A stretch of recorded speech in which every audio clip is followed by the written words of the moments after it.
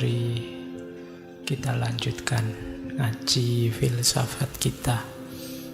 Mari kita belajar lagi malam hari ini.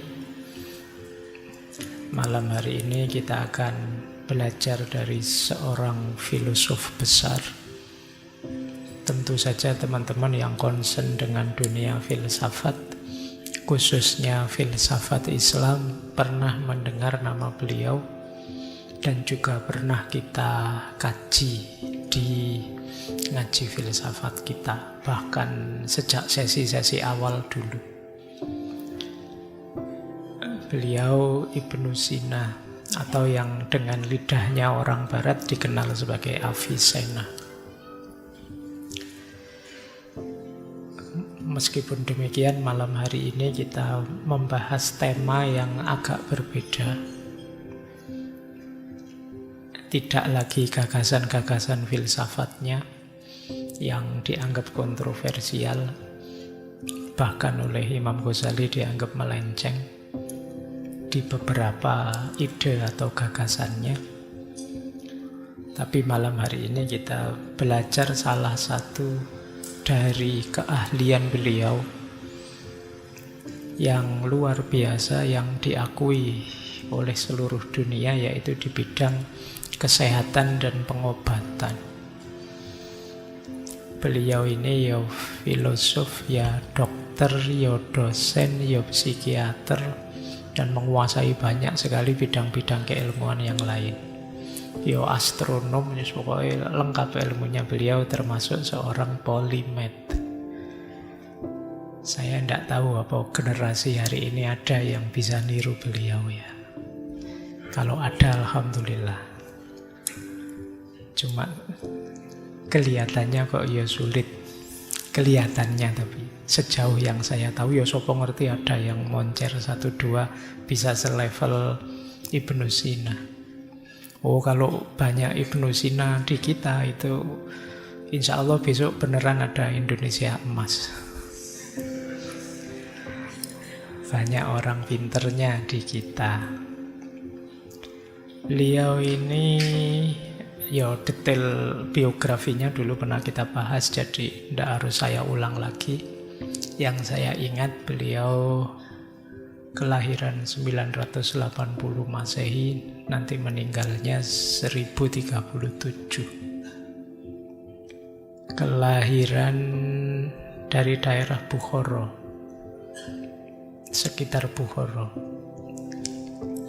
Kalau Bukhara itu sekarang masuk Uzbekistan. Meninggalnya di Hamadan, Iran. Kemudian beliau jomblo sampai meninggal, tidak menikah, karena memang beliau ini aktifnya luar biasa. Bayangkan beliau menulis kitab sekitar jumlahnya 450. Tinggal ngitung ya, 450 kalau dikurskan panjang umurnya itu ya bisa tidak ada istirahatnya, belum aktivitas yang lain. Beliau memang sangat senang dengan ilmu, sangat cinta dengan belajar, sehingga beliau mendedikasikan hidupnya untuk ilmu. Dari 450 itu belakangan yang tersisa, yang selamat itu mungkin sekitar 240-an. Dari 240 itu yang kitab filsafat. Kemudian sekitar 40-an judul kitab kedokteran, pengobatan. Nah, itu yang malam hari ini sedikit kita ungkap. Beliau ini disebut bapak kedokteran modern. Ada juga yang menyebut beliau ini bapak rumah sakit jiwa, karena beliau yang pertama concern dengan gejala gangguan kejiwaan. Konsep-konsep kedokteran barat hari ini itu dibangun berdasarkan tulisan beliau, Al-Qanun fit Tib, juga As-Syifa, dan beberapa karya kedokteran yang lain. Apalagi Beliau usia 7 tahun sudah hafal Quran. Kemudian usia seperti kalian, belasan tahun itu sudah khatam metafisiknya Aristoteles dan paham. Kalian mungkin ada yang khatam tapi saya tidak yakin paham. Dan banyak kemudian beliau hobi membaca. Bahkan satu ketika beliau ini diminta mengobati Amir Bukhara saat itu, namanya Nuh bin Mansur. Setelah bisa menyembuhkan Amir ini, beliau ditanya, "Wahai Ibnu Sina, kamu minta imbalan apa? Apapun yang kamu minta saya kasih."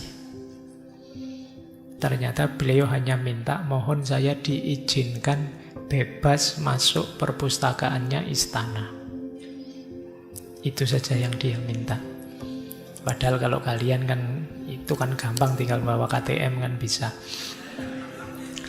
Kalau di kampus ya perpus istana tidak bisa sembarangan orang akses. Dan beliau kemudian diberi akses bebas, ya merdeka sudah. Jadi orang cinta ilmu kok ketemu buku itu sudah passionnya ketemu. Beliau bahkan sempat dipenjara 4 bulan. Ya karena dekat dengan kekuasaan itu ya memang rentan fitnah, rentan berita-berita yang tidak enak dan lain sebagainya. Meskipun dipenjara 4 bulan nanti melahirkan kitab Asy-Syifa yang terkenal itu. Nah, kalau kalian sulit nulis buku mungkin perlu memenjara diri sebentar, ya enggak, bukan melakukan kriminal biar dipenjara, cuma uslahlah sebentar untuk mungkin nulis-nulis mungkin bisa. Baik, apalagi ya biografi beliau? Ya intinya beliau orang hebat lah, itu saja ya. Jadi tidak habis kalau diceritakan satu-satu prestasi dan kehebatan beliau.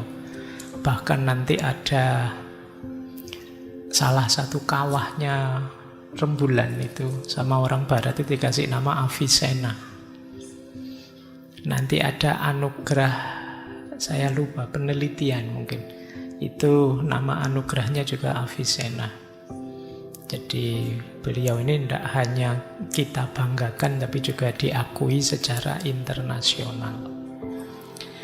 Nah, baik, malam hari ini kita belajar sedikit dari beliau tentang menjaga kewarasan, menjaga kesehatan mental, gimana caranya waras. Tema-tema ini sengaja saya angkat bulan ini karena saya capek dicurhati teman-teman yang sedang overthinking, yang sedang galau ini, galau itu gitu ya. Kita belajar ya, minggu lalu sudah dari Epicurus untuk tenang. Sekarang kita belajar untuk menenangkan jiwa dengan cara memahami mental kita. Ya termasuk nanti ada hubungannya dengan akal. Baik, bismillah, kita mulai belajar tentang kesehatan mental dari Ibnu Sina. Saya awali dari sini saja ya. Jadi Ibnu Sina itu punya kategori kondisi tubuh kita, kondisi diri kita itu 3. Kita kan selalu menyebutnya hanya 2. Kalau tidak sehat ya sakit. Tapi kata Ibnu Sina tidak, kita itu ada 3 kondisi diri kita. Yang pertama adalah sihah. Kalau ini ya jelas sehat. Yang kedua marid. Marid itu sakit. Sehat itu apa? Beliau mendefinisikan sehat itu tubuh kita sesuai tabiat dan susunannya, kemudian kinerjanya normal. Itu sehat. Jadi kondisinya natural, kinerjanya normal. Itu sehat. Kebalikannya namanya sakit. Berarti ya kalian kalau ingin tahu saya sehat apa tidak, ya cek dirimu ya, apa-apanya normal enggak. Kalau ada yang tidak normal, ya ada yang tidak beres. Mbok sekedar kamu, saya kok bolak-balik menguap, terus Pak bolak-balik ngantuk. Mungkin ada yang tidak normal juga. Padahal tadi sudah tidur, itu berarti nggak normal. Pokoknya kinerjanya normal, situasinya alami, natural, tabiatnya dan susunannya normal, berarti kita sehat. Kalau tidak begitu, berarti kita sakit. Termasuk nanti jiwamu. Cuma beliau nambah satu kategori lagi. Ini kategori tengah-tengah. Laisat bisikhah wala marot. Disebut sehat tidak bisa, disebut sakit juga tidak bisa. Jadi kalau disebut sakit, gejalanya belum muncul. Tapi kalau disebut sehat, kok rasanya ada yang tidak beres dengan diri kita. Nah, ini kalian dapat kategori lagi ya. Kadang-kadang kalau ketemu teman itu, gimana kabarnya, sehat? Itu boleh kalian jawab, rasanya sehat juga enggak, tapi sakit juga enggak. Itu kategori ketiga itu. Jadi apa di antara cirinya? Ya banyak sih beliau menyebut, tapi antara lain itu. Kalau tiba-tiba teman-teman merasa capek terus, kelelahan yang kronis, itu mesti ada yang tidak beres. Apakah itu karena mental atau karena fisik yang tidak beres? Itu biasanya kalian rasanya capek. Perasaan istirahat cukup, makan cukup, tapi rasanya kok lemes terus ya. Mungkin ada yang tidak beres. Kemudian juga stres. Tidak ada apa-apa kok rasanya stres terus ya. Cemas terus. Pikiran ini rasanya nggak ada tenang-tenangnya. Padahal juga tidak ada apa-apa. Entah karena apa. Padahal sudah belajar stoik berbulan-bulan. Kamu kan andalanmu stoikisme hari ini. Teori stoik saya hafal Pak, tapi ya menjalankannya tetap gelisah terus saya. Ngaji filsafat di bolan-balani diulang-ulang, ya hasilnya cuma ngantuk. Nah, ada yang tidak beres. Tapi gejala penyakitnya belum muncul. Jadi misalnya diperiksakan mungkin ya kalau ke puskesmas belum ketemu, mungkin perlu spesialis yang apa yang bisa menemukan. Ini yang disebut laisat bisikhah wala marot. Tidak bisa disebut sehat tapi juga tidak termasuk sakit. Mungkin sebagian besar kita ada di sini. Kita tahu ada yang tidak beres. Tapi ya belum ketemu. Atau jangan-jangan sebenarnya kita sakit tapi tidak ngaku. Ada tidak di sini yang menyembunyikan penyakitnya? Mungkin ada. Tapi teman-teman diam-diam saja. Dan itu berat. Karena penyakitnya sendiri sudah berat, kalian menyembunyikan itu juga berat. Urusannya mental. Nah, siap-siap ya, hati-hati. Dan itu kalian sendiri yang tahu kok. Tidak akan saya tanya satu-satu. Tapi ayo kita sayangi diri kita. Baik. Jadi ini ya kondisi tubuh kita hari ini, sehat, sakit, atau antara-antara. Sehat juga enggak, sakit juga enggak. Kita lanjutkan. Tema kita malam hari ini lebih ke kesehatan mental. Kalau tubuh yang sakit mungkin ya ke dokter, karena kita bukan dokter jadi tidak tahu. Tapi mental sehat, itu mungkin kita bisa mengidentifikasi. Kalau di Ibnu Sina, secara umum orang mentalnya sehat itu cirinya 4. Yang pertama, emosinya stabil. Yang kedua, pikirannya jernih. Yang ketiga, lahir batinnya harmonis, jiwa dan tubuhnya selaras. Dan yang keempat, bisa menghidupkan spiritualitas dan moralitas. Jadi ini berhubungan dengan diri kita. Jadi emosi stabil. Emosi stabil itu bukan berarti tidak pernah marah atau tidak pernah sedih. Tidak. Ya bisa marah, bisa sedih, tapi bisa kita kendalikan. Jadi bisa kecewa, bisa Stres juga tapi tidak berlebihan, bisa kita kendalikan. Ini namanya emosinya stabil. Tidak meledak-ledak, juga tidak apatis, tidak bisa dipengaruhi, tapi ya bisa, cuma ya stabil saja. Kita masih bisa mengendalikannya. Ya wajarnya manusia bisa marah, wajarnya manusia bisa kecewa, wajarnya manusia bisa stres, tapi bisa dikendalikan. Ini berarti kita masih sehat. Jadi tidak usah galau, Pak saya kok marah terus ya Pak. Ya asal kalian masih bisa mengendalikannya, masih tergolong sehat. Tapi kalau kalian marah terus tidak bisa mengendalikan, lupa diri, tidak bisa kontrol diri, sehingga efeknya marah jauh lebih besar daripada sebabnya, ada yang tidak beres. Mulai harus introspeksi. Kemudian pikiran kita jernih. Pikiran jernih itu berfungsi normal.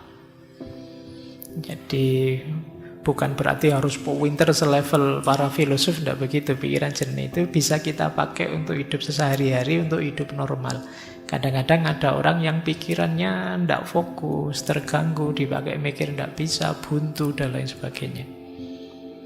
Jadi hidupnya mungkin mengandalkan insting saja, dia kalau diajak mikir tidak nyampe, bingung. Nah, ini pikirannya tidak jernih. Atau terganggu oleh mindset macam-macam, wawasan dari medsos apa dan lain sebagainya, sehingga tidak jernih. Pikiran tidak jernih itu, misalnya kalian tidak bisa membedakan ini sehat, ini tidak sehat. Ini menyenangkan, ini menyedihkan. Ini baik, ini buruk. Itu pikiran harus bisa ini. Kalau tidak bisa, ayo kalian cek lagi ya, waras apa enggak. Karena orang yang pikirannya kacau kan kita menyebutnya kurang waras. Makanya di berbagai sesi kalau bicara tentang filsafat selalu saya wanti-wanti, hati-hati loh ya, manusia itu kuncinya di akalnya. Karena manusia itu hayawanun natik. Jadi kita itu kategorinya binatang secara genus. Cuma kita diistimewakan oleh Allah dengan akal budi kita. Nah, kalau ternyata akal budi ini terganggu, berarti kan ini keistimewaan ini nggak kepake. Manusia minus akalnya, ya yang tersisa hayawannya. Kamu tinggal binatangnya, makanya hati-hati. Pikiran gelap, pikiran buntu, pikiran macet dan lain sebagainya, itu alamat yang tersisa binatangnya. Ya tadi saya sebut hidupmu mungkin mengandalkan insting saja. Tidak tahu sih Pak, saya pilihan baik mana, buruk mana, kira-kira aja lah Pak. Nah, ini kamu mengandalkan insting saja. Maka kalau pikiranmu bermasalah, ayo disembuhkan. Jangan dibiarkan saja, karena kuncimu ada di situ. Yang ketiga, harmoni antara jasmani dan rohani. Batin harus sehat, fisik juga harus sehat, karena dua-duanya saling mempengaruhi. Nanti Ibnu Sina ini orang pertama yang punya konsep yang sekarang disebut dengan psikosomatis. Jadi jangan dikira mental itu, batin itu tidak mempengaruhi fisik dan juga sebaliknya. Dua-duanya saling mempengaruhi. Kalau mentalmu sedang galau, sedang kacau, lama-lama bisa saja itu kena fisik. Nah, kalau kalian kan biasanya pakai istilah kena mental. Nah, bisa saja dari kena mental lanjutannya kena fisik. Sakit beneran. Pernah enggak kalian ngalami apa-apa nilaimu tiba-tiba drop, jatuh, terus pulang-pulang kamu gereges? Panas badanmu. Nah, itu jenis bagaimana kondisi mental bisa mempengaruhi fisik. Nah, nanti teorinya panjang dari Ibnu Sina. Dan yang keempat, jangan lupa batin kita itu ada unsur spiritualitas, ada fitrah religiositas, ada nurani yang mendorong kita untuk bermoral. Ini juga harus hidup. Kalau ini tidak hidup, ada yang hilang dari kemanusiaan kita.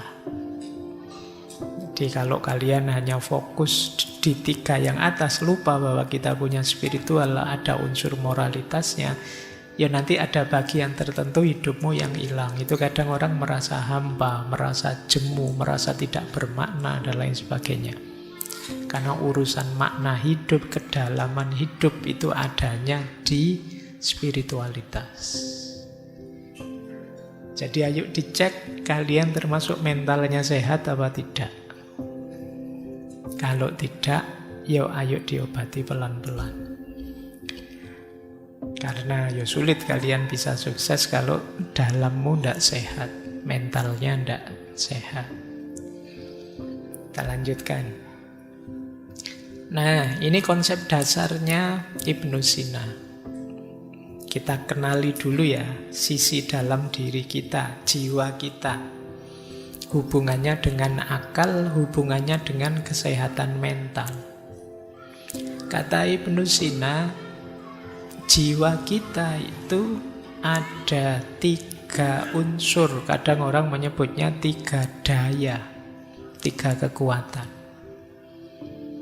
Yang pertama jiwa nabatiyah, vegetatif. Itu isinya tumbuh dan reproduksi. Jadi dorongan untuk tumbuh, bereproduksi. Tiba-tiba teman-teman ingin makan, lapar, ingin kawin, bereproduksi. Itu muncul dari daya jiwa namanya vegetatif. Jiwa nabatiyah. Seperti tumbuh-tumbuhan. Nanti ada unsur hayawaniyah. Ini hubungannya dengan emosi, keinginan, cita-cita. Nyari enak, nyari senang, persepsi indrawi. Ini jiwa hayawaniyah. Jadi kalian punya keinginan apa, punya hasrat apa, punya emosi apa. Nah itu hayawaniyah, jiwa sensitif. Yang ketiga ada insaniyah, jiwa rasional. Berpikir, memahami, termasuk unsur moralitas, spiritualitas, itu bagian dari daya jiwa insaniyah. Jadi lapisan diri kita, jadi di balik yang jasad ini, di dalamnya ada aspek vegetatif, sensitif, rasional, nabatiyah, hayawaniyah, dan insaniyah. Yang disebut kesehatan mental, kata Ibnu Sina itu kalau antara hayawaniyah dan insaniyah seimbang, saling mendukung, saling selaras, emosi dan pikiran saling selaras. Cuma kata Ibnu Sina, keselarasan di dalam itu harus dikomandoi oleh insaniyah, oleh yang rasional. Jadi akalnya harus menang, rasionalnya harus menang, ilmunya harus menang. Jadi jangan dibiarkan hayawanannya dominan atau vegetatifnya dominan. Apa ada Pak orang yang hayawanannya, kehewanannya lebih dominan? Ya ada orang yang ambisi, emosional, segala cara ditempuh asal cita-citanya tercapai, itu hayawaniyahnya dominan. Tidak peduli aturan, tidak peduli norma, hayawaniyahnya dominan. Apa ada Pak orang yang vegetatifnya dominan? Ada. Kalau kalian tiap hari rebahan saja, makan, minum, terus bangun-bangun mikir kapan ya aku kawin, kapan ya, nah itu berarti dominanmu vegetatif saja. Nah, kan sekarang banyak orang bilang, wah hari ini banyak generasi rebahan. Itu berarti orientasimu vegetatif saja. Kata Ibnu Sina, daya yang di dalam ini ayo dikendalikan dengan akal yang sehat. Jadi dialah yang tahu mana yang baik, mana yang buruk. Dialah yang bisa ngerem, dialah yang mampu mengendalikan. Akalnya jangan kalah, ilmunya jangan kalah. Cuma syaratnya tadi, akalnya harus jernih, pikirannya harus jernih. Ya kalau pikiranmu sudah kacau, ya sulit pikiran bisa mengendalikan. Jadi ini kesehatan di dalam. Makanya kata beliau, akal itu perannya 3 kalau bisa ya.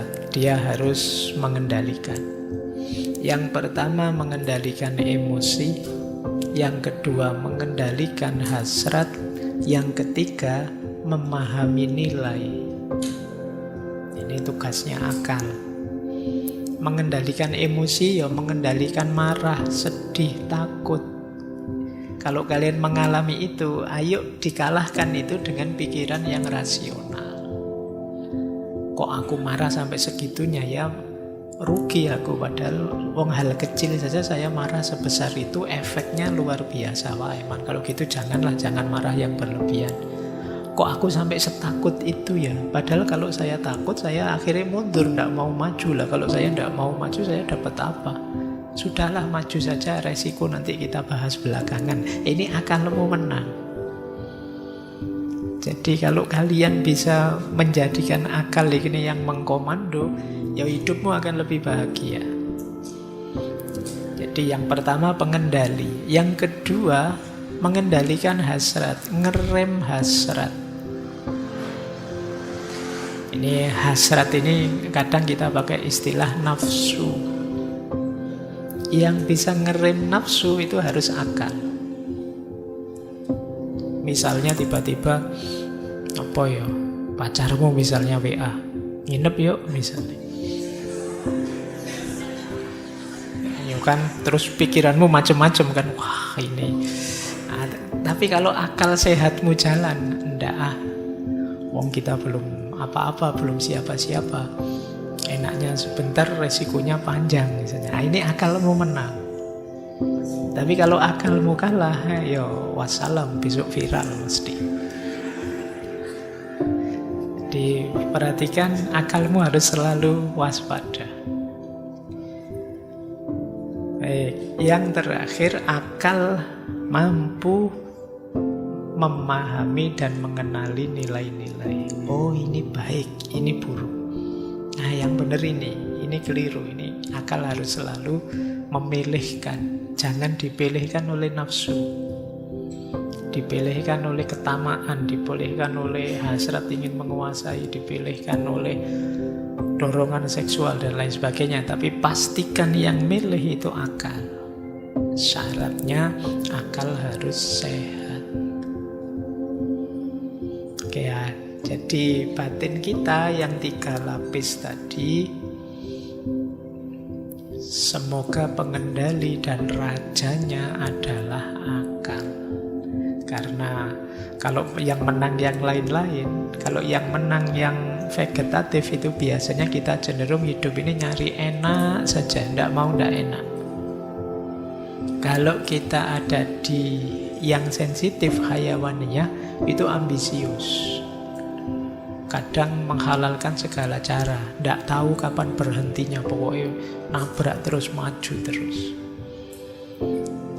Nah, yang terakhir yang harus menang, daya insaniyah. Disitulah kita jadi manusia.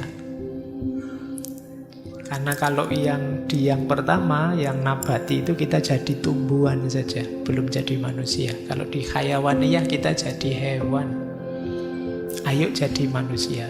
Pencirinya manusia akal.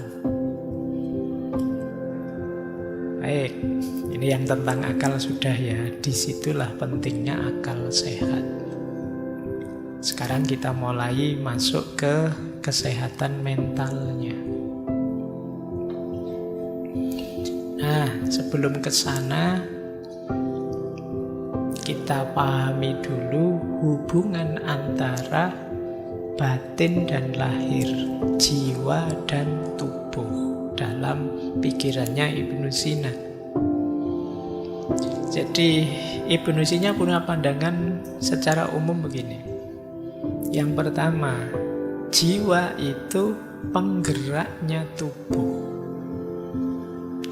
Jadi jiwa adalah prinsip kehidupan. Kita itu kalau hanya jasmani saja, tidak ada jiwa, namanya bukan manusia.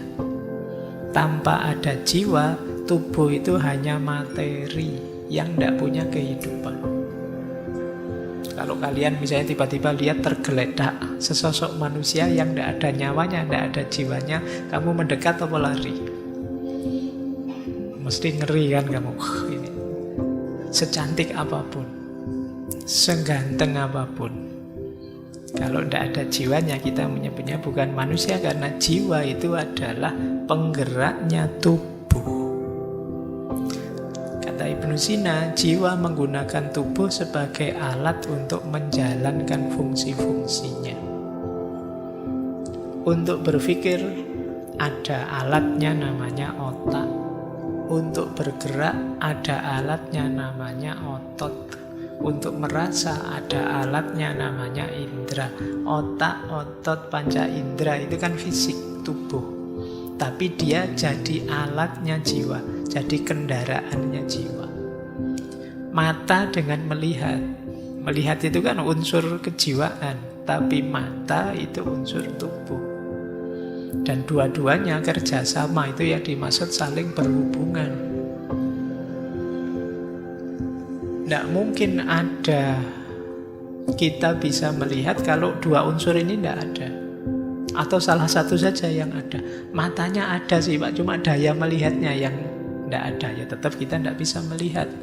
Daya melihatnya ada Pak, tapi tidak pakai mata Pak. Itu mata batin atau mata apa gitu. Tidak bisa, ya tetap tidak jalan. Mungkin bisamu kira-kira. Sama dengan telinga dan mendengar, hidung dan bau. Saya kepleset mencium.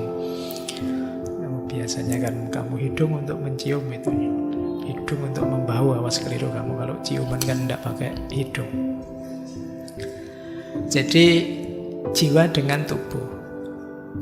Nah, tapi yang kedua jangan lupa juga tubuh itu wadahnya jiwa. Kalau tidak ada tubuh, tidak ada yang jasmani, jiwa juga tidak berarti. Tadi kalian ketemu jasad saja tidak ada nyawanya lari. Apalagi ketemu jiwa saja tidak ada jasadnya. Kamu tambah ngeri mesti. Gitu. Jadi jiwa itu wadahnya tubuh. Bahkan nanti saling mempengaruhi. Ini ternyata ya memang dekat, saling berhubungan. Maka jangan disepelekan. Pak, saya filsafat saja Pak, urusan materi, urusan jasad itu loh. Tapi kalau tidak ada jasad, bahkan pikiranmu tidak ada wadahnya. Ya otak itu kan bisa dicek, bisa dilihat, bisa itu ya, kerja berpikir ada di situ. Kalau tidak ada itu ya, tidak ada hubungannya Pak otak sama mikir. Ya coba otakmu dibuang. Wong kamu kebentur sedikit saja puyeng ya, terus pikiranmu kan terganggu. Jadi ini dua-duanya saling berhubungan. Makanya kemarin di Epikuros itu ya nomor satu tetap sehat. Sepinter apapun kamu, kalau tidak sehat tidak ada gunanya. Kamu hafal kitabnya Aristoteles tadi, tapi terus tiap hari batuk, tiap hari puyeng, tiap hari pusing, ya metafisikanya Aristoteles tidak ada gunanya. Lebih berguna paramek atau apa gitu. Kalau kamu sedang sakit. Oke ya. Baik. Jadi ini dua prinsip awal hubungan jiwa dan tubuh. Kemudian ini yang tadi kita sebut psikosomatis ya. Jiwa mempengaruhi tubuh dan juga tubuh mempengaruhi jiwa. Emosi, pikiran, kondisi mental mempengaruhi jasmani kita. Kalau kita stres, cemas, kemudian perutnya mules, kepalanya pusing, tekanan darahnya naik, nah itu pengaruh jiwa terhadap tubuh. Makanya ada peribahasa, di dalam tubuh yang sehat ya terdapat jiwa yang sehat juga, mens sana in corpore sano. Saya lupa itu, dulu ada filosofi yang punya teori itu. Sebaliknya juga begitu. Kalau kita tubuhnya tidak memadai, sedang capek, sedang lelah, sedang lapar, sedang lesu, ya tidak bisa berpikir. Jadi mekanisme yang di dalam tidak bisa.